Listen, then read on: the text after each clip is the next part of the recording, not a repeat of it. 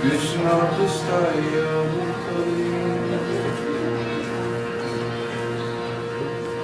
Shrimate Bhakti Vedanta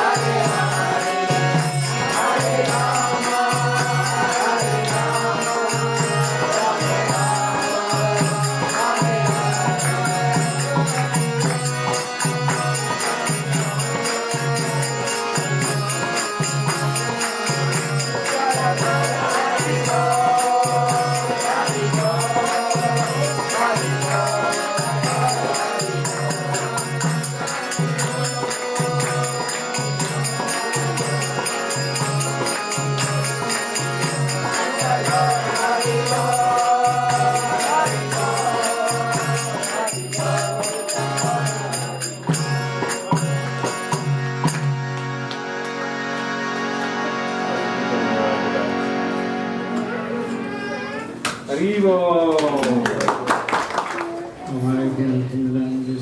Niranjana Swami. Sure.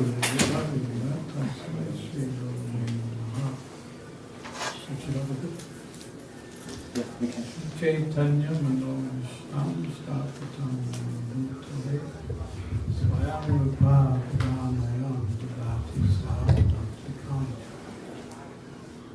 Chaka Patu Yasya Kripasya Vayacham Akitanam Bhavane Yo Vaishnave Yo Namaha Sri Krishna Chaitanya Prabhu Nityananda, Sri Advaita Gadadhara, Srivasari Gaur Bhaktivinoda. Hare Krishna, Hare Krishna, Krishna Krishna Hare Hare, Hare Rama, Rama Rama, Hare Hare. Hare Krishna, Hare Krishna, Krishna Krishna Hare Hare, Hare Rama, Rama Rama, Hare Hare. Hare Krishna, Krishna Krishna Hare Hare, Hare Rama, Rama Rama, Hare Hare. Hare Krishna, Krishna Krishna Hare Hare, Hare Rama, Rama Rama, Hare Hare. This evening I would like to tell you some stories from my weekly wisdom.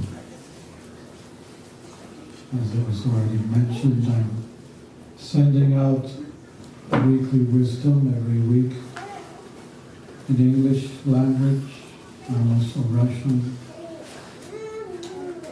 So these wisdoms are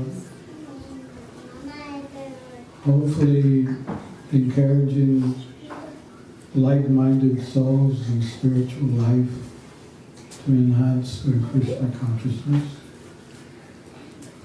Very simple stories.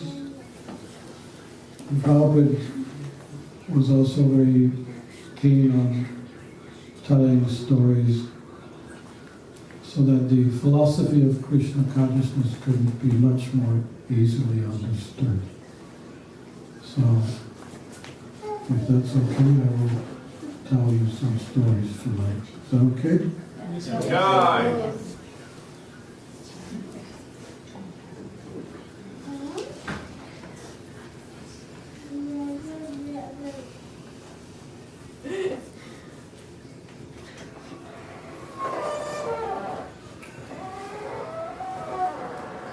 So the first story is called Seeing Things from Where God is Standing. Seeing things from where Krishna is standing. And Srila Prabhupada, he would say that we should not try to see God, but act in such a way that God can see us. Yeah. So, that's not easy because we've been brought up in this mood that seeing is believing. If I don't see God, why should I believe?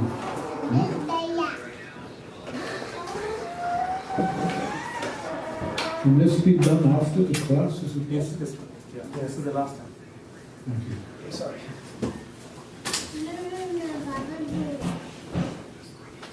What was I saying? You were saying that Seeing is believing. Seeing is believing. If I don't see God, why should I believe? But my spiritual master would say, don't try to see God, but act in such a way that He will see you. Then He will show you Himself. So this is a nice story in this regard. There was a shipwreck, and there was only one survivor.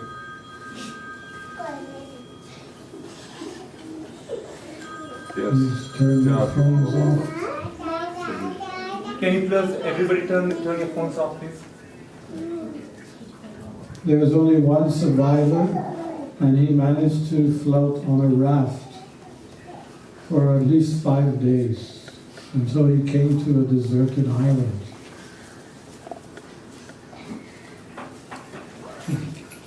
There was no one on the island. And for many days he was looking out onto the horizon to see if anyone was going to come and save him. But no one came. But what did come was some wood from the shipwreck, came to the shores. He took that wood and he used it to build himself a small little hut. That protected him from the elements around him, the sun, the winds, the rains. However, one day he was out scavenging for some food, and he returned and he had the shock of his life. His wooden hut was on fire and the flames were reaching high into the air. He was very upset. He got down on his hands and knees, thumping the sand and cursing God. God, what have you done? This is terrible.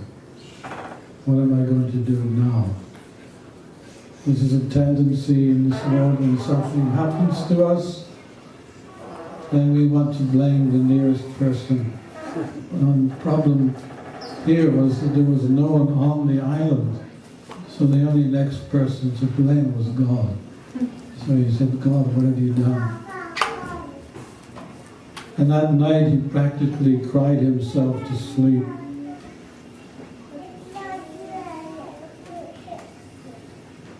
And in the morning he got woken up by the sound of a ship. He looked out into the horizon, there was a big ship. And a small boat coming to save him.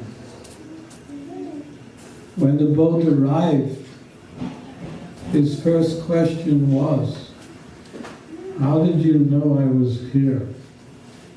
And the reply, well, we saw your smoke signal.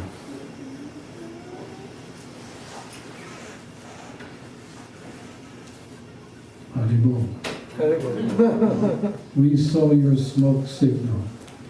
So this is an example of a terrible situation, but actually it was a blessing in disguise. And this is what happens to us often in our life.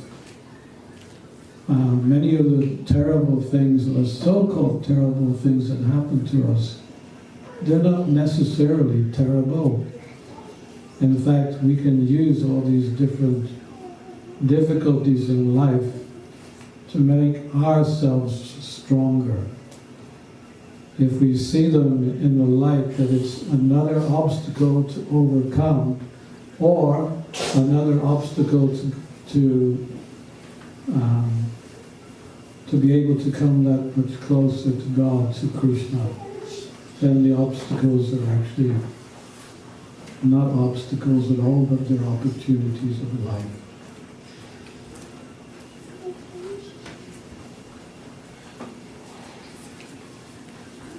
I mean, between these stories, we can chant some Hare Krishna mantra. Hare Krishna. Hare Krishna, Hare Krishna, Krishna Krishna, Hare Hare. Hare Rama, Rama Rama, Hare Hare. Hare Krishna, Krishna Krishna, Hare Hare. Hare Rama, Rama Rama, Hare Hare. Hare Krishna, Krishna Krishna, Hare Hare. Hare Rama, Rama Rama, Hare Hare. Hare Krishna, Krishna Krishna, Hare Hare. Hare Rama, Rama Rama, Hare Hare. Hare Krishna, Krishna Krishna, Hare Hare. Hare Rama, Rama Rama, Hare Hare. So this story is called The Accepted Member of the Family. You have to guess who that member is. Okay? I will read the story. A few years after I was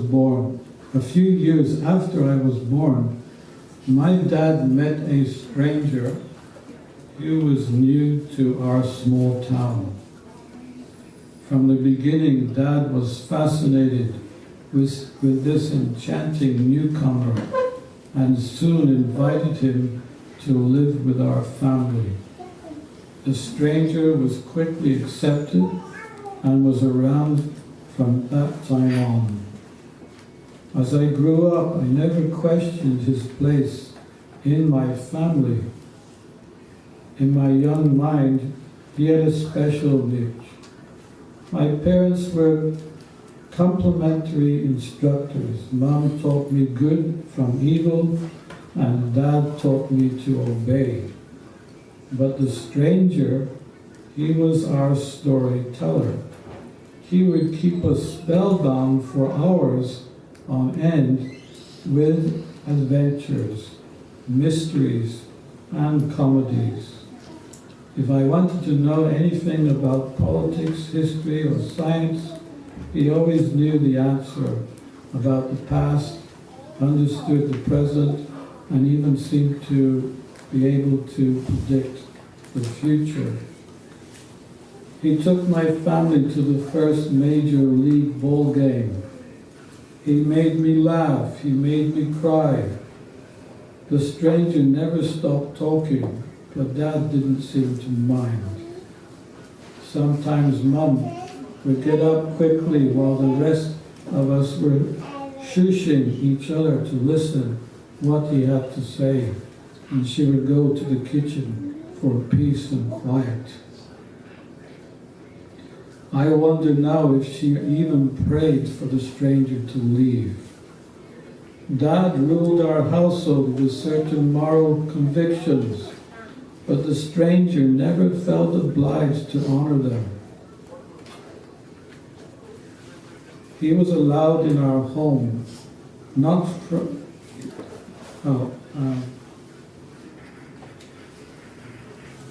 Our long-time visitor, however, got away with 4-letter words that burned my ears and made my dad squirm and my mother blush. My dad didn't permit the liberal use of alcohol, but the stranger encouraged us to drink it on a regular basis. He made cigarettes look cool, cigars manly, and pipes distinguished. He walked freely, much too freely. He talked freely, much too freely about sex. His comments were sometimes blatant, sometimes suggestive, and generally embarrassing. I now know that my early concepts about relationships were influenced strongly by the stranger. Time after time, he opposed the values of my parents, yet he was seldom rebuked and never asked to leave. More than 50 years have passed since the stranger moved in with our family. He has blended right in and is not nearly as fascinating as he was at first. Still, if you could walk into my parents' home today, you would still find him sitting over in the corner, waiting for someone to listen to him talk and watch him draw his pictures. His name? The mind? Huh? The mind? The mind?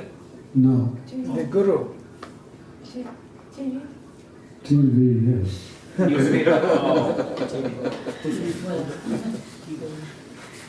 We just called him TV. He has a wife now, we call her computer. Her first child is called cell phone. The second child, iPad, or iPod. And just born recently was a grandchild called iPad. So there's a quality here under this story. Caution. Knowing to be alert in a hazardous.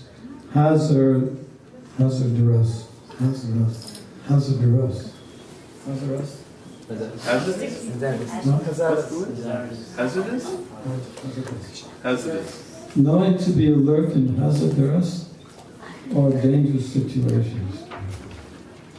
Hare Krishna. Hare Krishna, Krishna Krishna, Hare Hare, Hare Rama, Rama Rama, Hare. Do I need to give a commentary to it?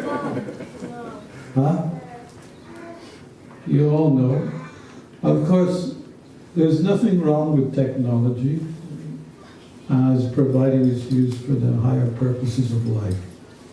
Like we're using a microphone tonight, I have an iPad, I have a computer, so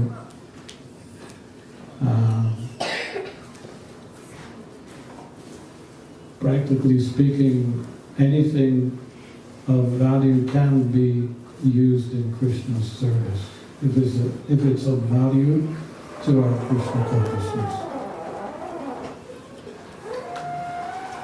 I remember actually many years ago I was in Belarus, which is one of the eastern countries, Eastern Europe.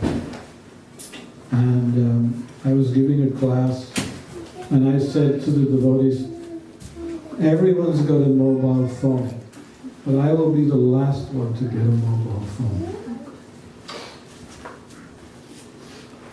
And I was saying that what the masses are doing, I refuse to do. That was my concept at the time.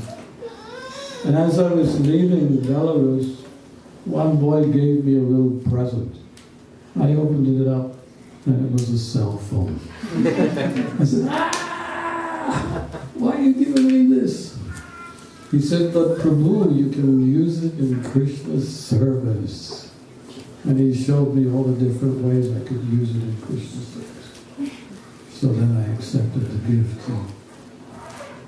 Now I play Krishna music, I can play Bhagavad Gita, and there's so many ways you can use it. So nothing wrong with technology, but use it in Krishna service. If your ringtone is not the Hare Krishna mantra or some kind of Kirtan, change your ringtone. Hare Krishna. Hare Krishna, Krishna Krishna, Hare Hare, Hare Rama, Rama Rama, Hare Hare. Hare Krishna. Hare Krishna, Krishna Krishna, Hare Hare, Hare Rama, Rama, Hare Hare. Hare Krishna, Krishna Krishna, Hare Hare, Hare Rama, Rama, Hare Hare. This story is called Write in Sand, Carve in Stone. So there were two friends walking across a desert. It was a long walk, and it was dry and hot. And as they were communicating with each other, an argument started between them.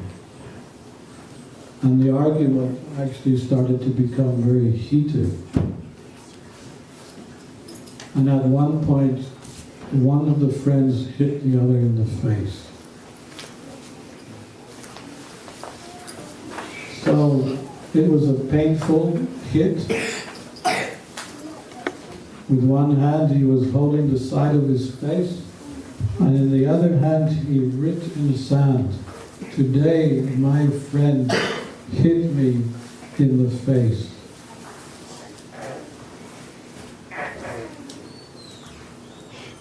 So they walked a little further, and they came across a reservoir of water.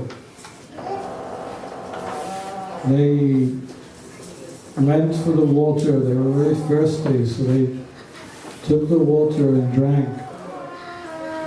And one of them even went into the water he wanted to take a cool bath in the water. Although he didn't know that there was quicksands within the water, he started sinking. And he quickly, because it all happened very quickly, and he called out to his friend. He was the same friend that hit him across the face a while ago. He called out, "Help, help, help." He had his hand, and just as he was about to sink, his friend grabbed his hand and pulled him out of the water. Haribo. So what did he do then? He carved in stone, "Today my friend saved my life." So his friend was intrigued. How come I hit you in the face and you wrote in sand, "Today my friend hit me. And now I've saved your life," and you're writing it and carving it in stone. What does this mean? So his friend said, "Yes, when you hit me, I didn't really want to contemplate on that too much. So I wrote it in the sand, and with the wind, that writing will disappear within a matter of hours. You saved my life. This is what I want to remember for the rest of my life. So I'm carving it in stone." So the moral of this, of course, is that we get these different situations in life. Sometimes we are favored, and sometimes we're punished, or we're severely insulted. These are two different sides of dualities of life. Sometimes our friends are good to us, sometimes our friends are not good to us. But from this particular story, the moral is that we should always remember the good that anyone has done. And whatever bad that has happened in your life, and whoever has given you some bad insults or physically hit you, it should be forgotten very quickly, because it's of no relevance. This is the nature of this world. This world is a perverted reflection of the spiritual world. The spiritual world, there are it's like a mango tree. We all know what a mango tree, right? You know mango trees. The mango is the best of all fruits. And the mango tree is like the tree in the spiritual world. It's full of wonderful fruits of love, God, very wonderful qualities. It's a place where there's no anxiety. However, this world is a perverted reflection of that. Like the spiritual tree is next to the water, and the reflection within that water is compared to the material world. It's a perverted reflection of the spiritual world. We're trying to take the fruits of the illusory tree, and because there's really nothing there, we sometimes become unhappy and we want to blame others. This is a natural phenomenon. Just like now we've got Christmas just around the corner. I don't know about here, but in England, Christmas is celebrated 3 months before the day. 3 months they get ready for that one day of celebration.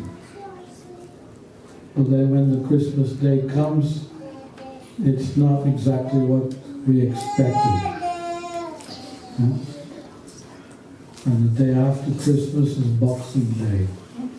A very appropriate name, because a lot of times the day after Christmas, people are so disenchanted that they start fighting with each other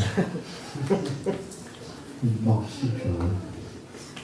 So in Krishna consciousness, we're trying to remain positive in all circumstances. If we can maintain a positive attitude, regardless of what happens to us, is a very good quality. And in the same connection with this story, there's another story, this is especially for the ladies, about positive qualities, positive attitude.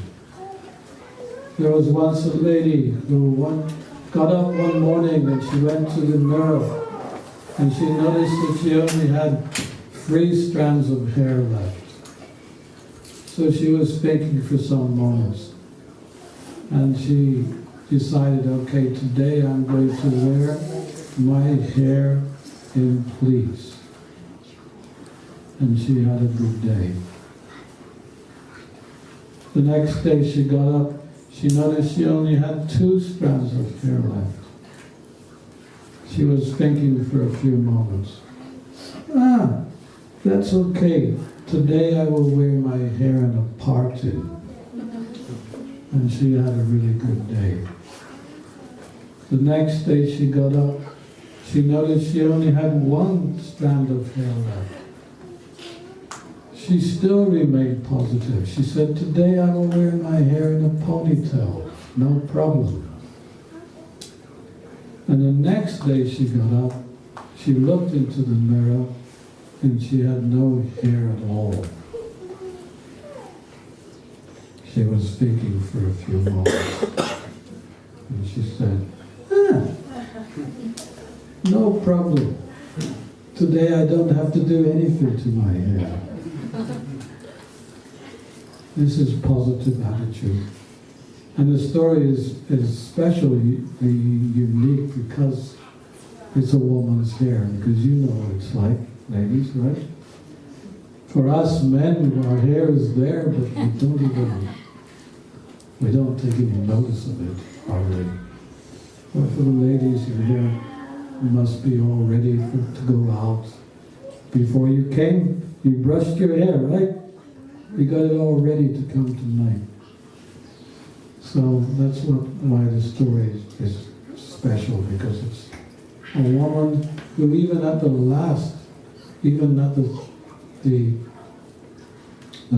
hair, she still remained positive. So in life, we've got to try to develop that quality of being always positive in every situation. Hare Krishna, Krishna, Krishna, Hare Hare, Hare Rama, Rama Rama, Hare Hare, Hare Krishna, Krishna, Krishna, Hare Hare, Hare Rama, Rama Rama, Hare Hare, Hare Krishna, Krishna, Hare Hare, Hare Rama, Rama Rama, Hare Hare. There was once, this story is called Don't Hurt Yourself. Don't hurt yourself. There was a sadhu, he was touring around in different towns and villages on a preaching tour with some of his disciples. However, he was on his way to one town, and the leader of the town heard that the sadhu was coming. So he got all the congregation in one place, and he started to explain to them, there's a sadhu coming, but don't let him into your house and don't give him any alms. This particular fellow didn't like Krishna, and he didn't like Krishna devotees. So he was very inimical to spiritual practices in general. So he told them, go home, lock your rooms, lock your doors and don't let him in. And he also went back to his house and he waited for this sadhu to appear.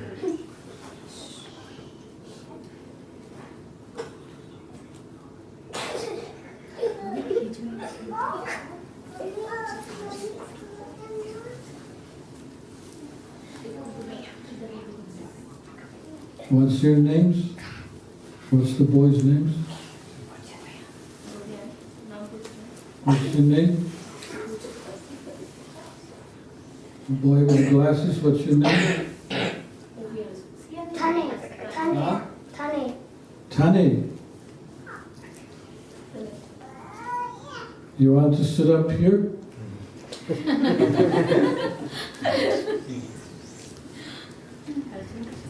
Okay, quiet. Where was I? I forgot. Ah. When he came to the head man's house, he came running out, shouting at him, "What are you doing? Go away!" No, sorry, I forgot something. He asked first for some alms. He called out, "Mata, mother, please give me alms." And he came running out and started to shout at the sadhu, "Who do you think you are? You're no better than anyone else. What are you doing taking our sons and making them devotees?" Yeah. Started to really chastise the sadhu for at least a good 5 minutes. Go and get yourself a job. This is kind of things which we often hear ourselves when we're preaching. What are you doing begging on the street? Go and get yourself a job. Of course, that is our job. Our job is to engage people in the Lord's service, but it's not always appreciated by those who are materialistic. So this man was very materialistic. He didn't like Krishna, he didn't like Krishna devotees, and he started giving the sadhu a really hard time. However, the sadhu, he was very Krishna conscious, and he just listened, and he just remained very peaceful. And when this man finished his chastisement, he asked the man, "Do you mind if I ask you a question?" And the man said, "Yes, what is your question?" So he asked him, "When you purchase something in a shop and you give it to someone, but the person you want to give it to does not accept your offering, who does the gift belong to?" So the man said, "Well, of course it belongs to me. I purchased it. That belongs to me." And the sadhu said, "Well done, you answered the question correctly. I came to you begging alms, but you gave me the alms of abuse, and I do not accept these alms. So therefore, they belong to you. Don't hurt yourself," basically, he was telling him. All this anger and frustration within you that you're giving out to others, you're not simply hurting yourself. There's a nice story in the Mahabharata that relates similar to this story. When Bhishma Dev was instructing Yudhisthira, Bhishma Dev was on the bed of arrows. You remember that story? Bhishma Dev was shot by hundreds of arrows that came from Arjuna's Gandiva bow. But Bhishma Dev had the ability to leave his body whenever he wanted to. So he decided to lay down on the bed of arrows and leave at a particular auspicious time. In the meantime, Krishna wanted Yudhisthira to go to Bhishma Dev and ask him questions so that Bhishma Dev could instruct him on leadership. He was going to be the empire of the world, and taking instructions from Bhishma Dev was what Krishna suggested. So one of the questions Yudhisthira asked Bhishma Dev, what do you do? What do you do when someone is giving you a hard time? And no matter how you try to rectify and repair a good relationship with that person, but it is hopeless. As much as you try, you become a failure at any kind of relationship. What do you do in that circumstance? What do you do when someone's intimidating you over and over and over and over again? And Bhishma Dev said, as long as you do not react,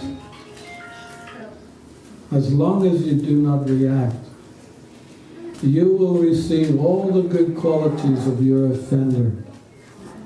And your offender will receive all the any bad qualities that you have.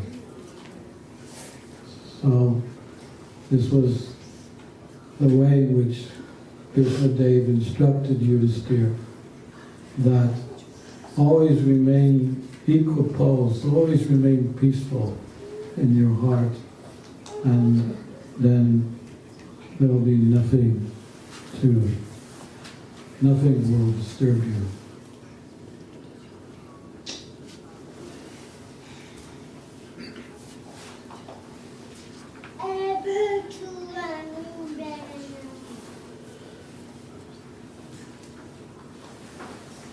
Hare Krishna, Hare Krishna, Krishna Krishna, Hare Hare, Hare Rama, Rama Rama, Hare Hare. Hare Krishna, Krishna Krishna, Hare Hare, Hare Rama, Rama Rama, Hare Hare. Hare Krishna, Krishna Krishna, Hare Hare, Hare Rama, Rama Rama, Hare Hare. There was a monkey one day jumping from branch to branch in a tree, and a crocodile came downstream. The crocodile looked up to the monkey and said, "Hey monkey, do you want to come for a ride on my back?" And the monkey was thinking, a ride on a crocodile's back.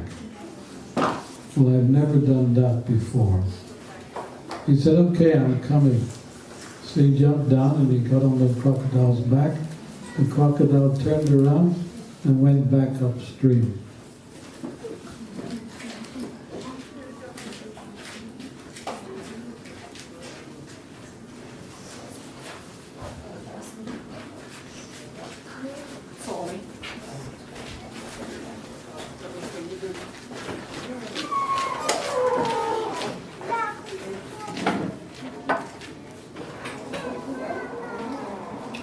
At some point, the monkey inquired from the crocodile, "My dear crocodile, where are we going?" The crocodile said, "I'm taking you to my wife so that she can eat your heart."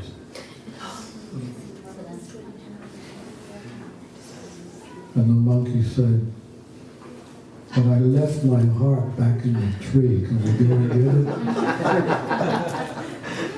So the crocodile turned around. He went back to the tree. The monkey jumped up onto the top branch of the tree, looked down to the crocodile and said, "Bye-bye, crocodile." So this is something we've also got to do. We're living in the 21st century. There's a lot of Maya out there, and that Maya is compared to the crocodile who will devour you. So we have a choice in life. We can either take shelter of Maya or take shelter of Krishna. maybe at some point in spiritual life, we have a mixture of both. A little bit of Krishna and a little bit of Maya. Why not? That's how we think. Oh, actually, I gave a little bit too much to Krishna, I'll give a little bit more to Maya, or to me. So this is mixed devotional service.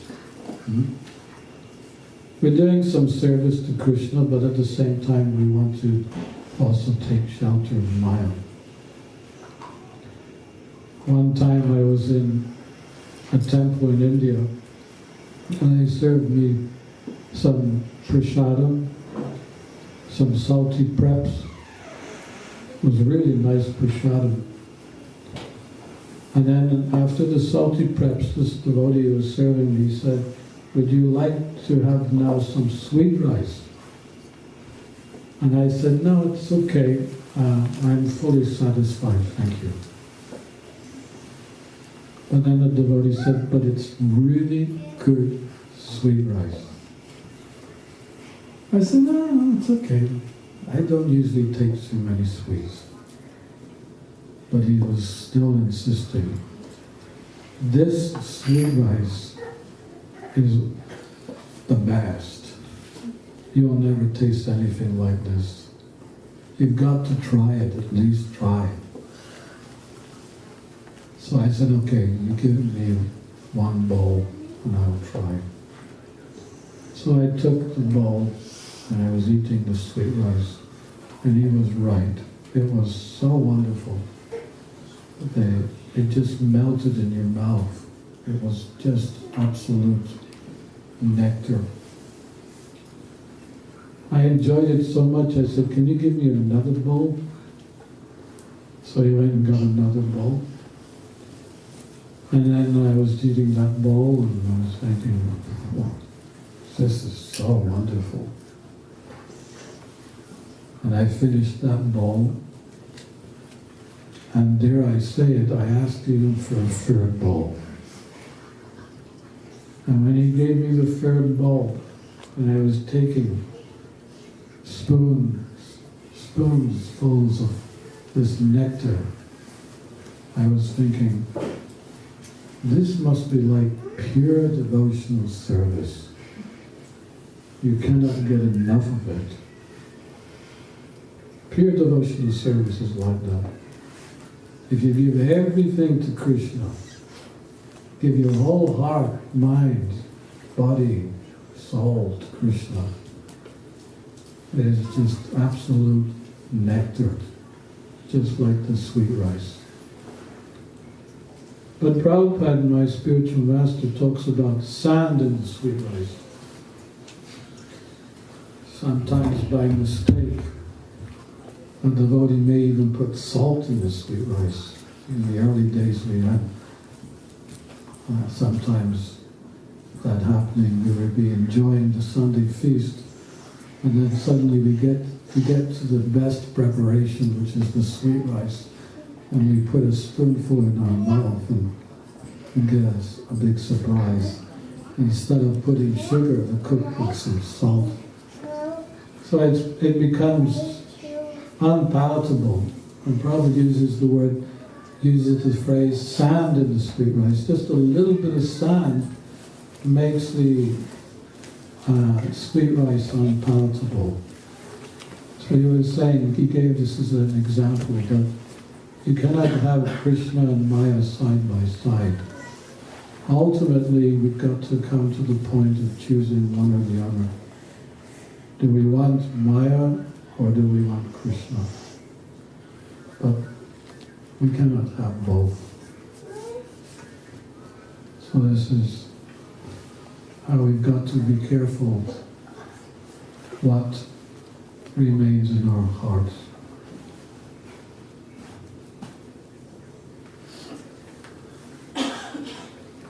I'll just tell you one more story.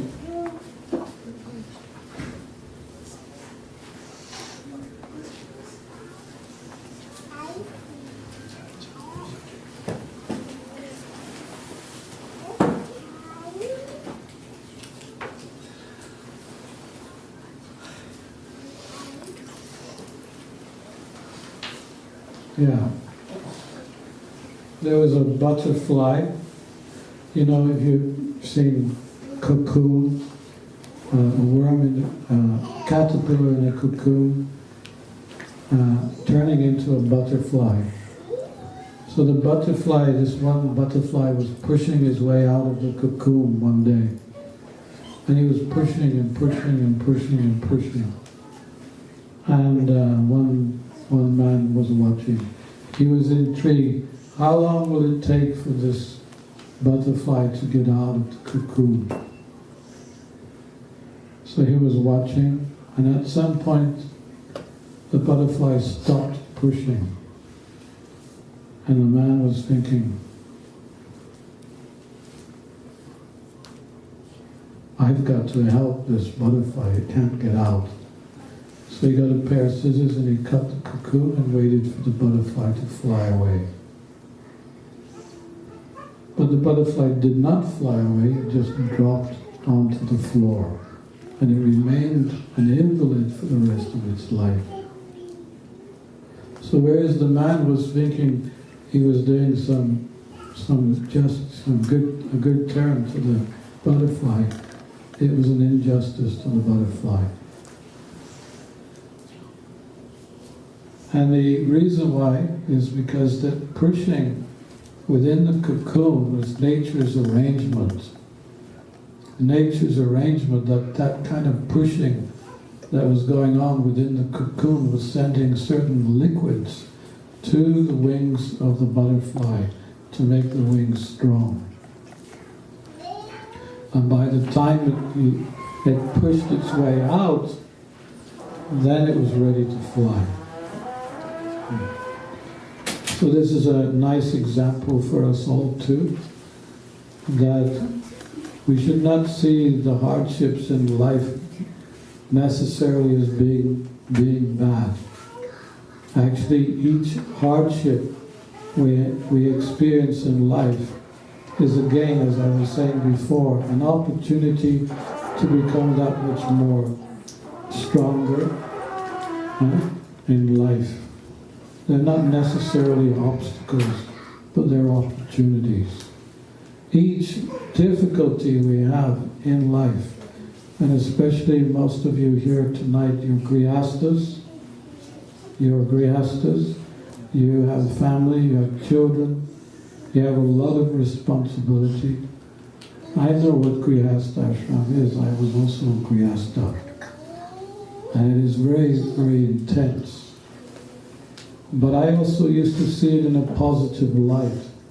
That intensity, if it is connected with Krishna, then a lot of spiritual advancement can be had. So I don't look back on my grihasta ashram as being a troubled ashram, but rather it was an ashram that I was able to become really strong, a strong person, strong in my spiritual convictions.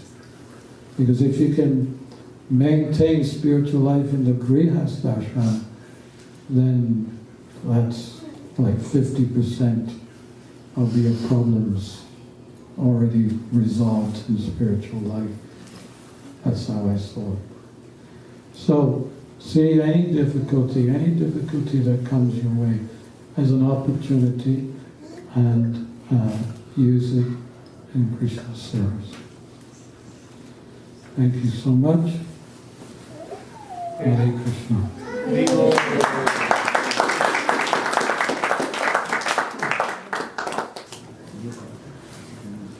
So, Maharaj, in the story of Vishnudev and Yudhishthira Maharaj, he said, Yudhishthira Maharaj asked if somebody is really very hard on you, how do you stop it? So Vishnudev is saying that if you don't react, you get all the good qualities of that person. But how to deal if that person is our family member? We really don't want to give them our bad qualities and really don't want to take their good qualities. If someone is our friend or dear one.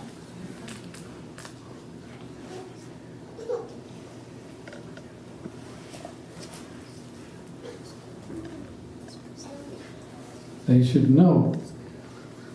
If they know that they're going to lose some of their good qualities,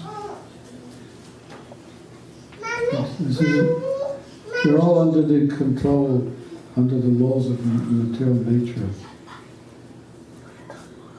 It's part of life. If you're positive, then positive things will come your way. If you're negative, then that will also come your way. So, family member,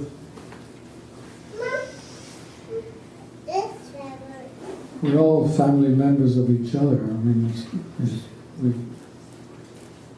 we wish the best for everyone, but it's not always the family members are our well-wishers.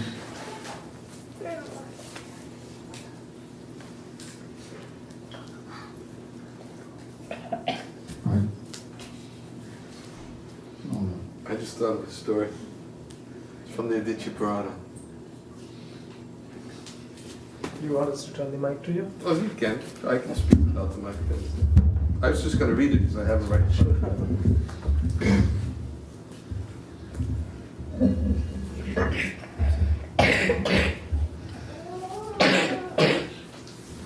The Aditya Purana, Markandeya Purana, and Padma Purana tell about a Brahmin who was suffering from leprosy but had a very chaste and faithful wife.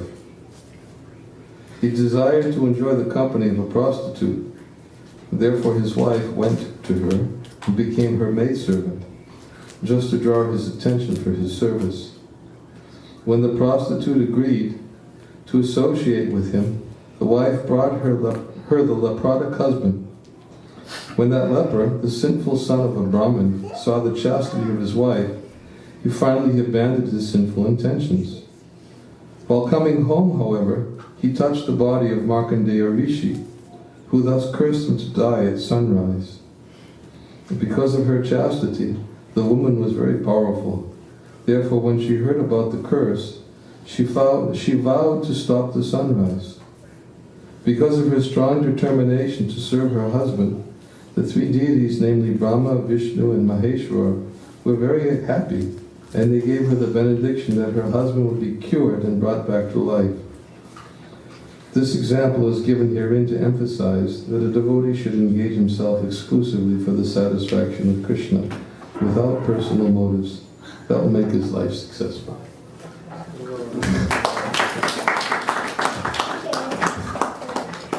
relationship to what she's saying? What's that? Well, we have to, sometimes we have to, somebody's doing something bad to us. We have to completely overlook it and remain determined to go on serving and not as an obstacle for our devotional service. Because if we try to exclusively try to please Krishna in tolerating the inconveniences, then Krishna will help rectify the situation. Just as in the case here, the husband completely changed because of her devotion. It's just a story that came to my mind.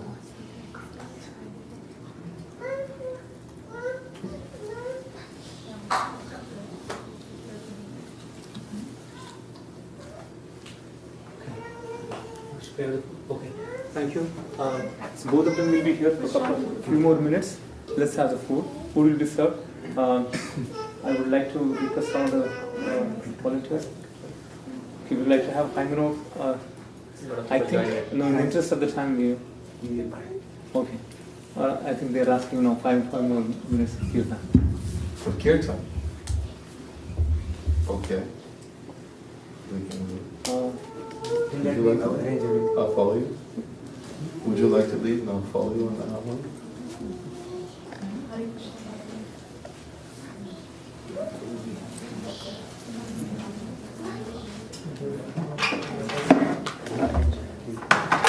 So we'll have 5 more minutes. In the meantime, volunteers, please organize the Kirtan.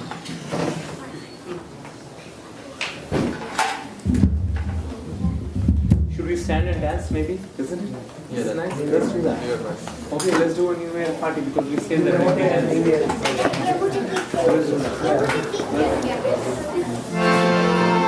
Shed away all your inhibitions and just dance for the pleasure of Krishna.